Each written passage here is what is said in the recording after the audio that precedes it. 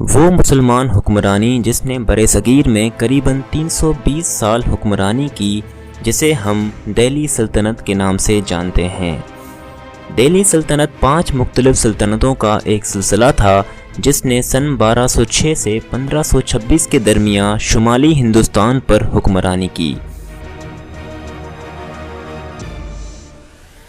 اس سلطنت کا قیام ترک اور پشتون نسلی گروہوں سے تعلق رکھنے والے مسلمان غلام فوجیوں مملوکوں نے کیا۔ دہلی سلطنت کی پہلی سلطنت دا مملوک ڈائنسٹی کا قیام قطب الدین ایبک نے سن 1206 میں کیا۔ قطب الدین سینٹرل ایشین ترک اور گورید سلطنت کا سابق جنرل تھا۔ گوری ڈائنسٹی وہ تھی جس نے موجودہ ایران، پاکستان اور شمالی ہندوستان پر حکمرانی کی تھی۔ تاہم قطب الدین کا دور اقتدار اس سے پہلے آنے والے حکمرانوں کی طرح قلیل تھا۔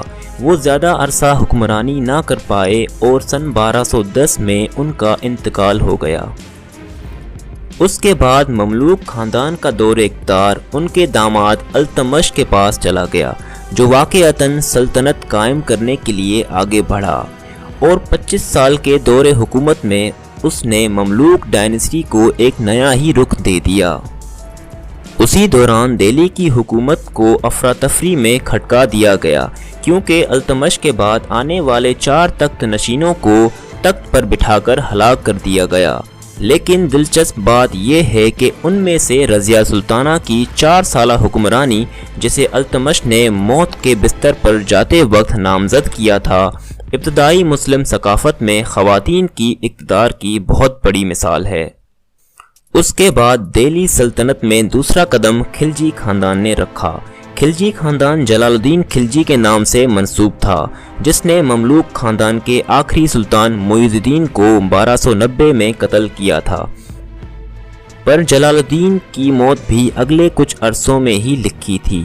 جلال الدین کو اس کے خود کے بھتیجے علاؤدین نے قتل کیا اور اپنے آپ کو حکمران ماننے کا بھی دعویٰ کیا۔ علاؤدین ایک ظالم حکمران کے طور پر مانا جاتا تھا، لیکن منگولوں کو ہندوستان سے دور رکھنے میں اس کا بہت بڑا ہاتھ تھا۔ علاؤدین کے 19 سالہ دور حکومت میں وسطی اور جنوبی ہندوستان میں زیادہ تر علاقوں میں تیزی سے توسیع ہوئی۔ علاؤدین نے ٹیکسز میں بھی زیادہ اضافہ کیا تاکہ فوج اور خزانے کو مزید تقویت مل سکے۔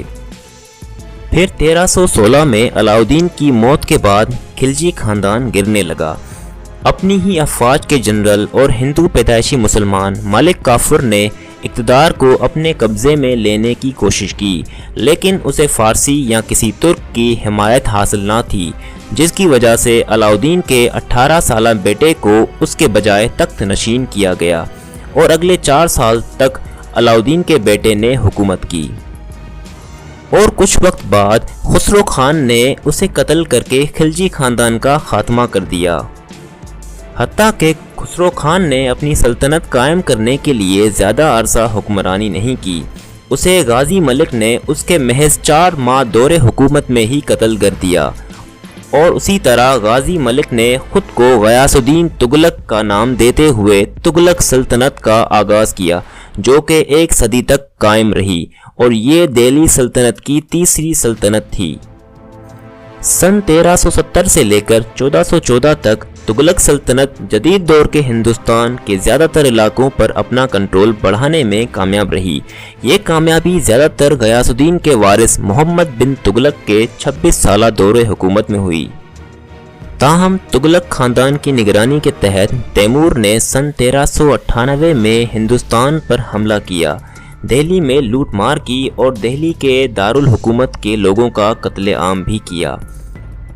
تیموری حملے کے بعد پیدا ہونے والی افراتفری میں ایک خاندان نے نبی کریم صلی اللہ علیہ وآلہ وسلم سے نسب ہونے کا دعویٰ کیا اور شمالی ہندوستان کا کنٹرول سنبھال لیا، اور دہلی میں چوتھی سلطنت سید ڈائنسٹی کا بنیاد رکھا۔ اگلے 16 سالوں کے لیے دہلی کی حکمرانی کا سخت مقابلہ کیا گیا، لیکن آخرکار 1414 میں سید سلطنت نے دارالحکومت میں فتح حاصل کر لی، اور سید خضر خان کو تیمور نے نمائندگی کرنے کا حکم دیا۔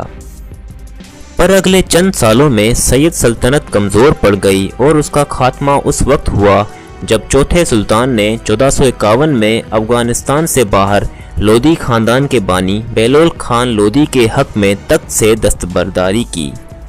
لودھی گھوڑوں کے تاجر اور جنگجو تھے جنہوں نے تیمور کے حملے کے بعد شمالی ہندوستان کو دوبارہ مضبوط کر کے اپنی لپیٹ میں لیا، اور ان کی حکمرانی سیدوں کی کمزور قیادت پر ایک واضح بہتری تھی۔